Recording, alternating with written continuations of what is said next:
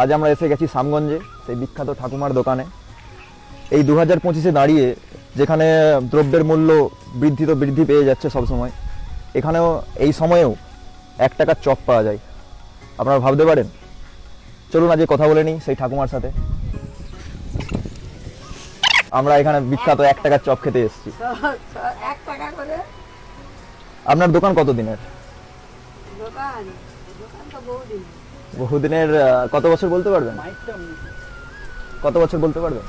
30 বছর হয়ে গেছে। 30 বছরের দোকান ঠাকুমার, এখনো পাওয়া যায় 1 টাকার চপ। আপনারা ভাবতে পারেন এটা চপ। 2025-এ যখন সব জিনিসের দাম এত বেড়ে যাচ্ছে, আপনারা কি করে 1 টাকার চপ দাম রেখেছেন?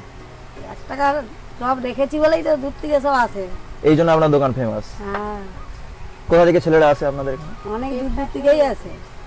তুমি বলো ঠাকুমা, কিভাবে এই 2025-এ আপনারা এত অল্প খরচে 1 টাকায় চপ বিক্রি করছেন? কিন্তু কি করব বলো, চারিদিকে দোকান হয়ে গেছে, এবারে আমাদের তো পেটটা চালাতে হবে, ওই জন্যে লাভ নিইনি, অমনি হচ্ছে আর কি, গতরে খেতে খাওয়া হচ্ছে। পেটটাই তো খেতে হবে।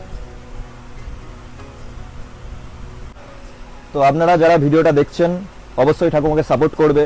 এই 2025-এর যুগে এই টাইমে তো 1 টাকার চপ কোথাও পাওয়া যায় না, ঠাকুমা আমাদের দিচ্ছে।